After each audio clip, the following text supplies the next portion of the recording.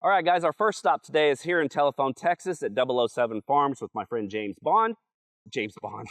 Justin Bond. Hey, that works, that's work.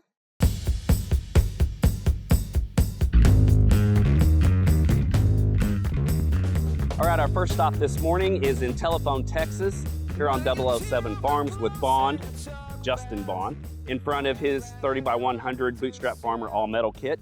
I wanted to get a chance to check one of these kits out. I have not had the opportunity to see one of these kits yet, and they are very impressive. I love the height of it. This is something we're going to work towards our farm into adding one or two of these in the future. I would hope so. But I'm just going to hand it over to Justin. Why don't you tell me a little bit about it, or how long you've had it, how long you've been growing in it, or what you are growing in it? Yeah, definitely. Yeah. So we actually, with this tunnel here, we applied for the NRCS grant back in the fall of 2020. Got approved, and we put this tunnel up in the winter of 2021. So we've had this tunnel up for probably about 18 months now. Like you said, it's a 30x100 tunnel, so it's 30 foot wide, 100 foot long. I think the peak of the tunnel is actually 16 foot tall. Oh wow! Obviously, you guys built this thing yourself. Can you explain a little bit about the build process? Is this the first tunnel you guys have ever built from scratch? So can you explain a little bit about that? Like, how long did it take you? Is it something you and your wife easily could have done, or do you have to hire a bunch of people to come in and help you? Or so the first thing we did, we put in the ground post, hammered those in, and then we started putting actually the hoops. As you can see, these are really large hoops, and so we put the hoops together. We fastened them while they were laying on the ground. We did actually have a couple of friends come out and help us lift up the hoops into the ground post. Yeah. Just due to the height, and they were kind of heavy with the width and height and everything. So we did that. The total build took us probably about 6 weeks.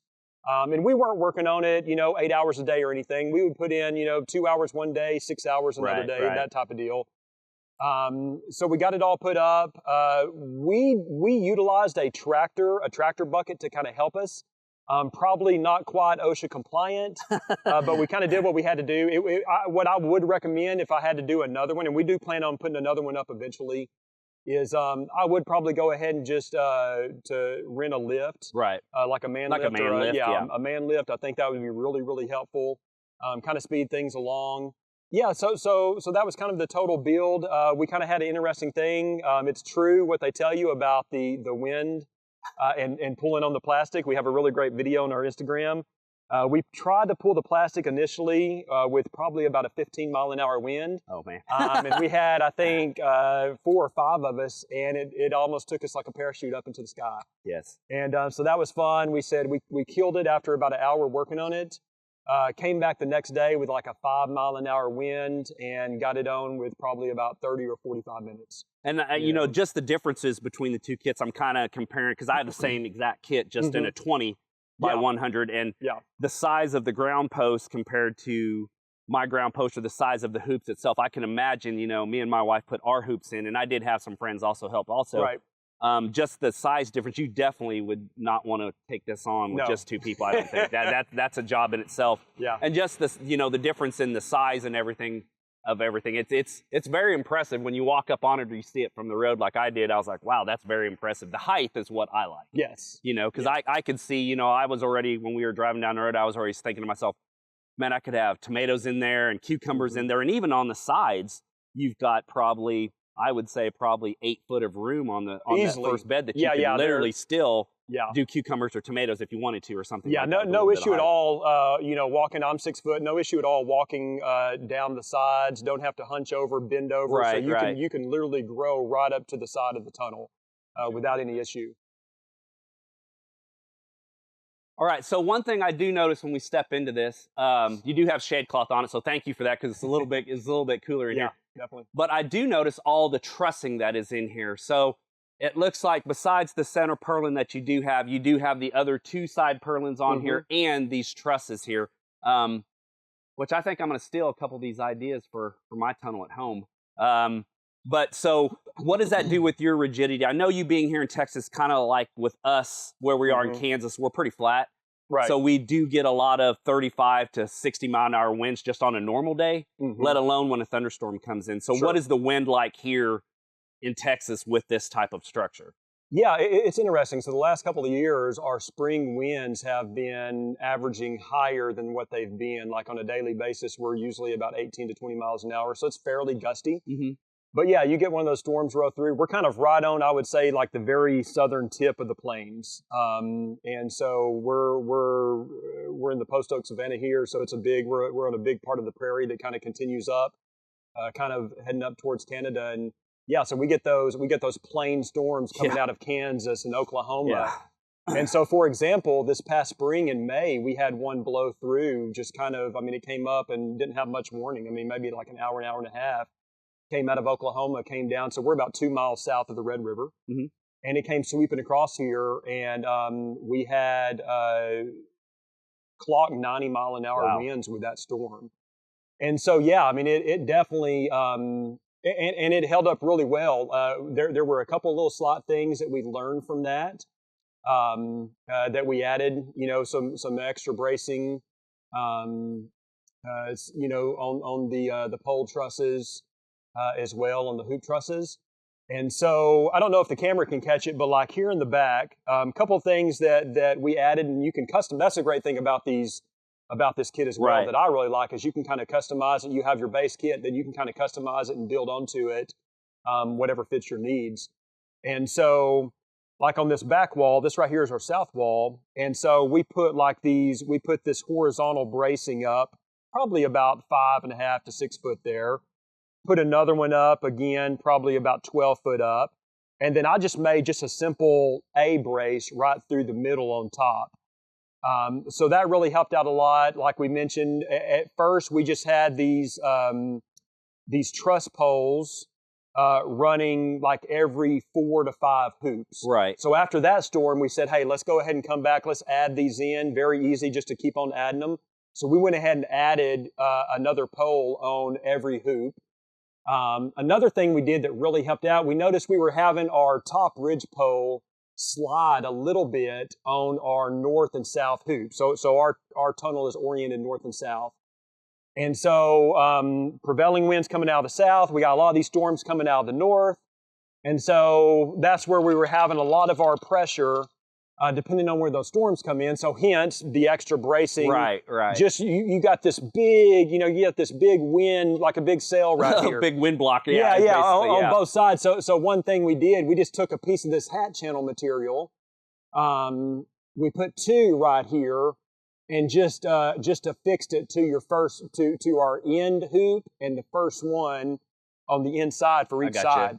And I mean, that right there, that really that really kind of shored everything up, and made us a lot more confident if we have those extreme 90, 100-mile-an-hour winds that, I think we'll be a lot better prepared for it this time. And we're kind of the same way, with our kit that we have. There was a lot of questions I had to Nick all the time, and I'm sure he was like, hey, this guy needs to figure this out, but you're used to those winds hitting you all the time. And then, you've got a lot of money invested into something. Sure. So, most people I don't think understand these are investments. Right. So, because the property that is inside of these high tunnels is probably the highest amount of real estate that your farm will ever grow. Yeah. The grass doesn't make you, and like I always tell my wife, grass does not make you money. This right here is what makes you money. So you want high impact crops that you can turn over multiple times a year, make money from that to pay for this structure that you guys have got in here. So I know with me, the first couple storms we got, I was like a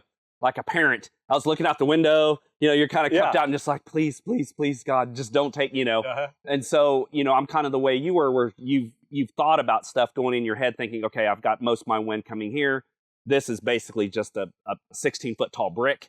How do I, fix this to keep this wind from not knocking this over, which is the bracing, which I like. I like that A-frame bracing in there. Plus, it's also bracing like if you were to add intake and exhaust fans. You've got a lot more bracing up there to hold a bigger style fan up there. But yeah, this is pretty amazing. It's kind of, the differences between the kits is what I find out. And what I like about the Bootstrap kit versus some other ones is you can customize. Like you said earlier, it's customizable. You can add or take away what you need or what you don't need to suit your needs. Now, if you're a tomato grower, of course, with these brackets on every one of these ground posts, that's going to be awesome for stringing tomatoes or cucumbers or anything like that. And even if you're not just the rigidity alone, for the wind and storm rigidity, you know, is Right. is a mine safe kind of thing, you know, Sure. kind of.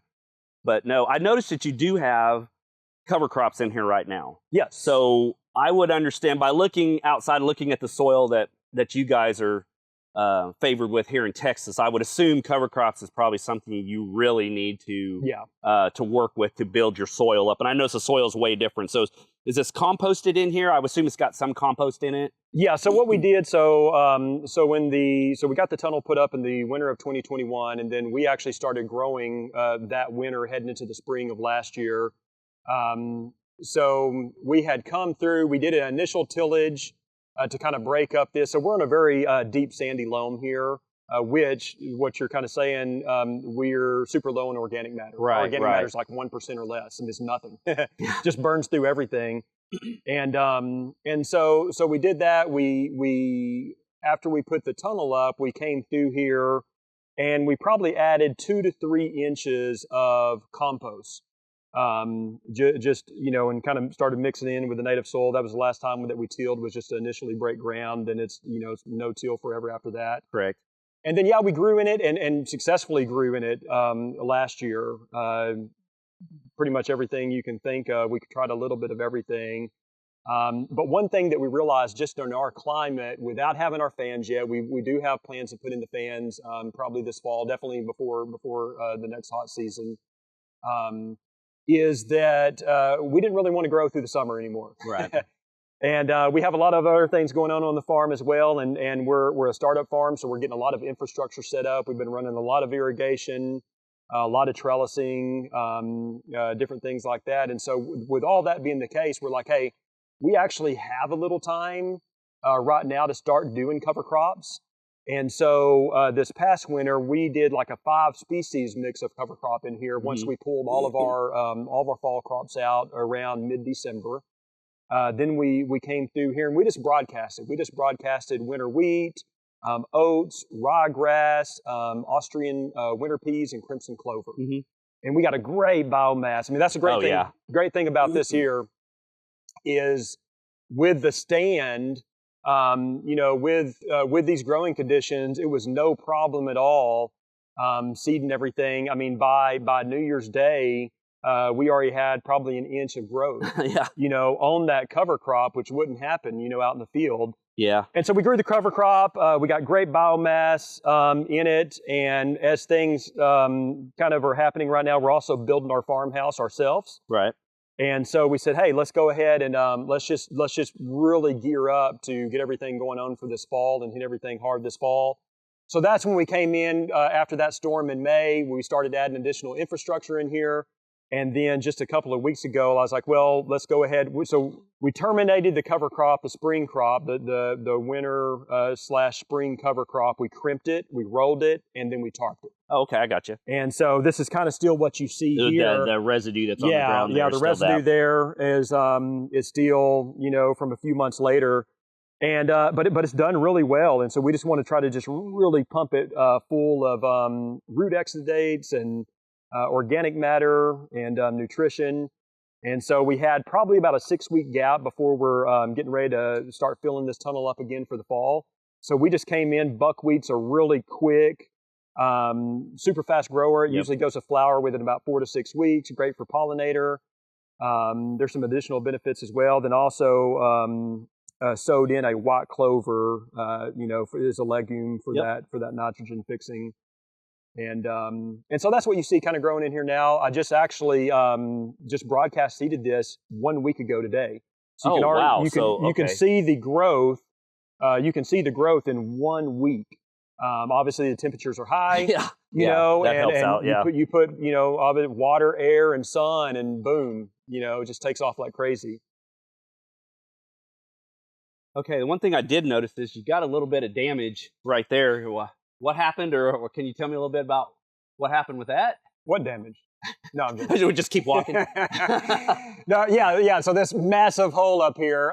So going back to that intense storm we had back in May, we had all kind of debris flying through here with those 90-mile-an-hour winds. A bunch of shingles. We found, I mean, trees down, branches, shingles. So we just had debris just come through here and rip through this section, kind of cut across on that one. Oh yeah, as there's well. another spot over there. Yeah. And yeah, so that was, that's just kind of one of those real world scenarios. The plastic overall held up really, really well through that storm. All right. So what I did notice is that you guys do have insect netting up, and I just learned going through my own debacle of insect netting there at my house. I didn't know there was 2 different types of insect netting, is what I was informed by. I had one of the professors from K-State come, and I had some thrip damage. And so I was under the information that there was only one type of insect netting, which was insect netting. But I found that not to be true, and the insect netting that I have is not thrip proof.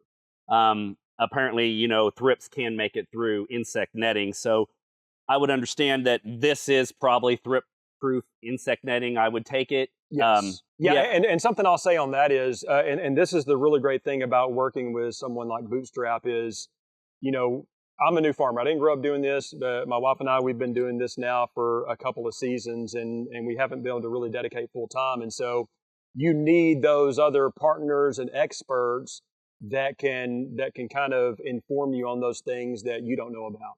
And so that the insect netting was a great example. It's like, well, I didn't even know to ask that question, and it's something that it's one of those things you don't know what you don't know.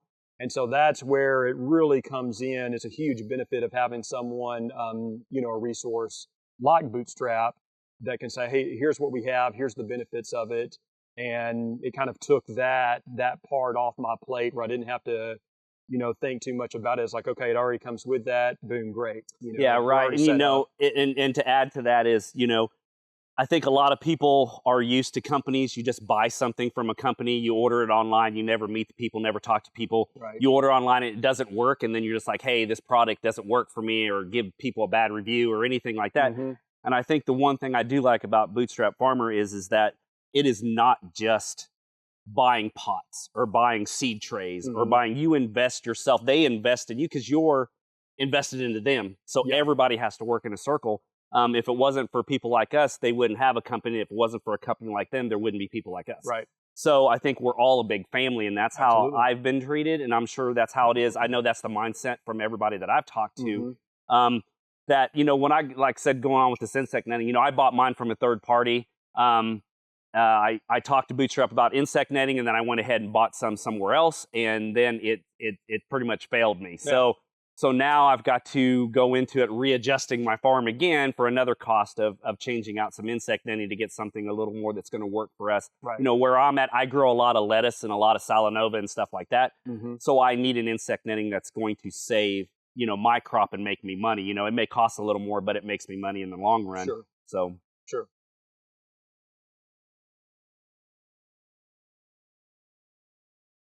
All right, one thing I did notice that I wanted to ask you about when I walked up that I don't have on my tunnels is this, it looks like you've got some type of batten on here. What is that for, or what are you using that for? Yeah, these are polypropylene, like a woven batten strap. And so when we first pulled the plastic over, before we had the shade cloth and everything, we did initially, same type of deal. We put a couple of these on, like every 3 to 4, maybe every 5 hoops. And like I talked about, that was in the spring, pretty constant winds in the spring. And so you just get a lot of that flappage. It's really noisy. Yeah. And it's just, it's not the most peaceful working condition. Plus you just have that plastic just kind of flapping around, stretching out and everything. And so talked to Bootstrap, and they have this material here. It's really great. We end up running it over, I think just about every hoop. We might have run out of a roll and might be like one short or something. But yeah, it's an awesome material. I mean, once we put this on, it just crisscrosses over the hoop, over the plastic, and then it really just cinches down that plastic over that hoop. Becomes a much more quiet working place. That plastic's not just jumping around, bouncing around everywhere. And so, yeah, highly recommend this stuff. Super easy to put on and strap down. I'm sorry. No, that's fine. What I like about it is there are other kits on the market that use this style, but most of it is going to be like a rope, like a woven polyurethane rope that you throw over and then tighten that rope and snug that rope down. I would think, growing undercover now for 2 years that I have used, that rope would accentuate the force just on one small plane, where you're actually widening and distributing the force of pulling it flat. That's a good point. So it's not really putting any type of damage to your plastic, because it actually is just sitting on it, and it's distributing the load over 3 inches versus over something that's a 1/4 of an inch wide, or anything like a rope or something like that. Yeah, it kind of takes off that where you would have that friction and kind of that cutting effect. Yeah, that cutting effect. Yeah, when you're pulling that rope tight. Yeah, that's exactly right. That's pretty awesome. No, it's almost like a Barndominium kind of style. Yeah. That's exactly what it. Hopefully, so we're a multi-generation house out here. So my granddad lives with us, and my parents. Oh, really? And then my wife and I, we have 4 kids. So we got it's a big group, and so we kind of all back in 2019 sold off all of our stuff. We kind of all put together in on this out here. So we have 185 acres here total. Oh, wow. And this homestead piece right here is about a 20-acre plot that we're kind of hyper focusing on. I've been working on our fence, and so hopefully, so we're under a burn ban right now. Right. Dry it is, so I can't do any like outside welding or cutting pipe or anything with all the sparks. But hopefully by this fall, I'm going to get that put up. We're really looking to get some cows. We've got chickens, and that's our chicken tractor right there. Yep. Those are our first group of chickens. Right when we moved to the farm, first thing we did before we planted any vegetables or anything was we bought 24 chickens, and kind of started that deal. That was like they say, the gateway into like homesteading. Yeah, it's your gateway drug. Yeah, gateway drug. Yeah. Yep. So that was it, and then I'd actually went to viticulture and enology school, and so which is the kind of like a school for grape growing and winemaking.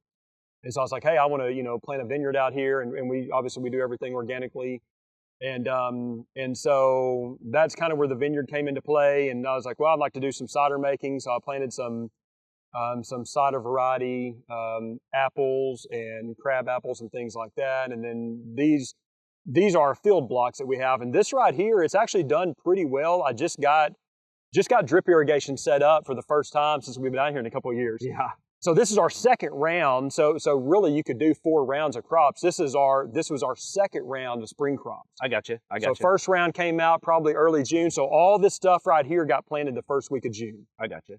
And of course it didn't rain anymore, and tips were 100 plus. And actually through that, everything has actually been pretty resilient. It's all heat-loving stuff, though. It's melons, cantaloupes. Right. I saw some cucumbers beans, in there. It looked like there were some cucumbers. Cucumbers, corn, stuff like that. And well, I know you're a busy man, and I don't want to take up a lot of your time, but is there any way that you could give us like just kind of a short, small walkthrough so we can kind of check out, so I can kind of see what you got going on here? Yeah, absolutely. Yeah. So this right here, I don't know if you've heard anything about hay prices, if they're going up through Kansas or anything, but so we have about 15 acres of pasture land here that we baled about a month ago, and we got 15 bales. So these bales are 6x6 bales. They weigh about 1,200 pounds. And these are going, so this is actually, this is all organic hay here. And these things are going for anywhere from $125 to $150 a bale this year. Oh, wow. So yeah, kind of our prized possession right now on the farm. Yeah, and I think it's not just in Texas too, because I've got some friends that have horses and cattle, and that's one of the main concerns this year was, are we going to have enough hay? Yeah. Even if we don't have enough hay, or do we have enough money to purchase hay from someone else?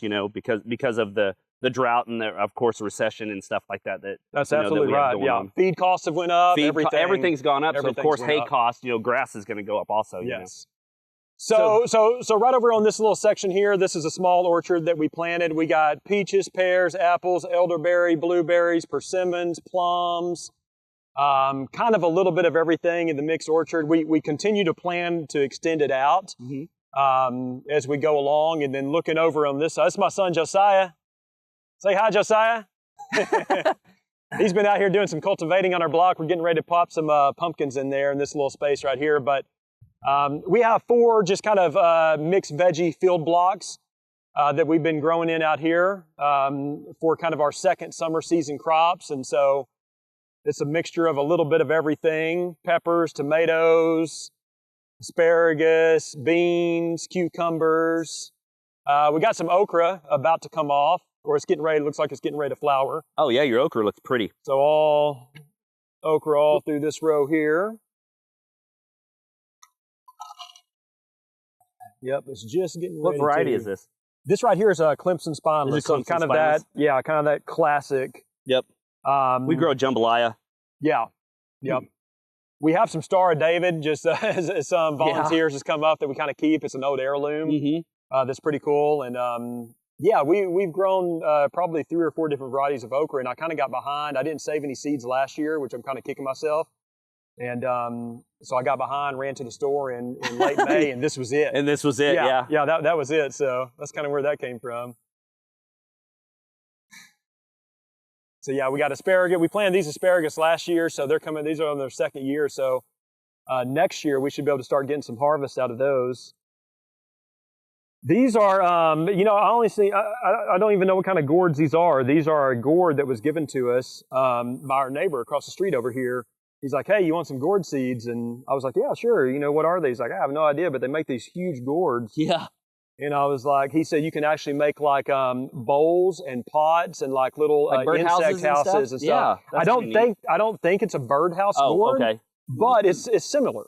You know, similar to that. So I just pop vining crops in here, corn. There's like 3 or 4 different heirloom corns in here, and then melons and stuff. And I was like, you know, here in Texas, we've been over 100 degrees for like 30 days straight. And so I was like, these blocks right here, we didn't want to really do too much work in them. Right. We just wanted to plant, let things grow, and harvest until we get ready for the fall. So, you know, I do notice, you know, when I was in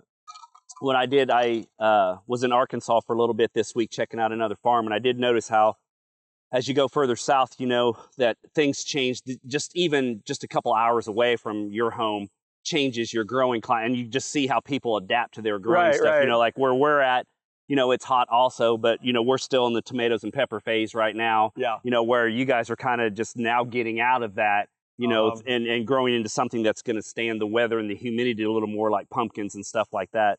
So it's pretty cool on this trip coming down. You know, there was 2 things here. One, I wanted to visit a lot of people. And then 2, I wanted to see how other farmers were adapting to their climates in different states, you know, just to kind of get an idea and see what other people are fighting versus what I'm fighting where I'm at, you know, versus what people are doing. Yeah. And it's kind of neat to see the different aspects of growing even just a couple states away, you know. It is, and I enjoy hearing that too. You know, everybody has their own unique context. Everybody has their, you know, we can do this more successful here, you know, what's more challenging. And so I love it. That's one of my favorite things to do. Wife and I, the kids maybe, I don't know how much they enjoy it, but we go out on a trip or something, we're always looking to pop by a farm, you know, and just talk to the growers out there and see what's going on. And there's always something to learn. There's something cool to see. And so yeah, we love it. Okay, and I noticed you mentioned earlier that you have a vineyard. Can we check that out real quick? Yeah, absolutely. So is this like a passion of yours, is like doing wine and stuff, or is this something that you've always done, or is this just something that you come up with that hey, I just wanted to try this? Or well, drinking wine has been a passion for my wife and I for a while, but no, so you know, it kind of just naturally led into, it's like, hey, let's see if we can do this here. And so we planted this vineyard here. These are all fairly young vines, within a year, 1 to 2 years old right now. And you have a lot of the same challenges, you know, that you do everywhere else. We're doing this all organically. So if you go to a typical vineyard, you'll see a spray down path of like glyphosate, you know, to kill out the weeds. Oh, I gotcha. Whereas, you know, we've put down cardboard and wood mulch, you know, in a ring. We weed eat around everything, you know, and so everything is very, very, very hands-on. This vineyard space here is about 2 acres. We have currently about 350 vines growing out here. And just like most perennials, whether it's a fruit tree or vine or anything, it's kind of like that 3 to 5 years before you start to I was going to ask you, when do you start looking at seeing fruit or anything like that? Or usable fruit? Yeah, usable. You can see there is some fruit on some of these. I've kind of left. Most of the fruit you're going to look to drop those first few years because you just want all that energy to build that root mass. And you want that plant to develop big. So really our goal for the first couple of years is just to get these vines up to the wire. Just to get these vines up to the first training wire, and then they start going down like a T, kind of like that one is there. Yeah, I like that one in the background, yeah. And then you start going out. There's a lot of different varieties out here. Most of all these grapes that are out here are all Native American heirloom varieties in some form or fashion. So there's muscadines, there's Munsons. We do have a few classic European grapes, Grenache and Syrah and Tempranillo out here. And like I say, kind of the unique thing is we're doing everything organically, maybe with a little bit of a biodynamic influence. And so yeah, it's going to be a fun project. It's more of like that legacy long-term project, right. Versus your veggies and your seasons. You're getting those within 2 to 3 months. This is a multi-year, kind of a big investment kind of thing. You're looking forward into the 3 to 5 year future, where you're going to start producing fruit, making money from it, doing wine, stuff like that. Yeah, so ultimately that is a goal, is to do something extremely like small batch, very custom craft beverage. Right now we currently make John and kombucha and water keefers and milk keefers and things like that. They're all fairly quick. We have experimented with some of our watermelons making wine and making mead out of some local honey. And so yeah, once these grapes start coming online and we start getting harvest from those, and same thing with the fruit trees, then we'll just be more experimenting with different fruit wines. Now, saying that, I did kind of notice pulling in here that, the way that you have, I'm going to call it like a Barndominium style home, which I am in love with. I love those things. This is going to be, I assume, some type of venue or something like that, to where maybe you could bring people in on the farm, kind of dinners, or kind of maybe a weekend thing, or wine tasting or something like that. Is that your goal going into this? Yeah, that's our goal. So yeah, we built so we live in a multi-generation home with my grandfather and parents, and my wife and I and our 4 kids. And so the home we built kind of as a part home, part venue to do like kind of small farm to table, like pop-up dinners, especially throughout the other 3 seasons, maybe where the weather's a little bit more acclimated for that, do things outdoors, and like hyper local farm to table. I mean, like out your door, and we would even like a deal. We've seen some things where you get a group of 10 to 12 people, and they're picking what we're going to go and prepare kind of as a group, together, and then serving those beverages that we've actually grown here on the farm as well. So yeah, part of this space behind us, and we've built that, all ourselves with our own hands, and so it's an ongoing project. And so we're probably still a couple years away from completing that venue, and which is good, because it kind of allows everything else to develop, and hopefully you kind of come into that, like that synergy at the same time, where it's like, okay, we're ready to go. Right. All right, Justin, I just want to say thank you for letting us pop in and check out your farm. I appreciate it. And this pretty much is what I wanted to make my series about, was not just informational, more like maybe doing a little bit of traveling, get to see how other people in different regions grow. So once again, I want to say thank you to you and your wife for having us out here on the farm today. And guys, I think this is where we're going to end this episode. So make sure you tune in for next week, and I'll talk to you later. Oh yeah, by the way, make sure you get your hands dirty. I'll see you later. Yeah, and follow the Kansas, was it Kansas Garden Guy? Kansas Garden Guy, yep. Yeah, follow him. Great content. I've been following him for a while, so great to meet you and everything. Thank you very much.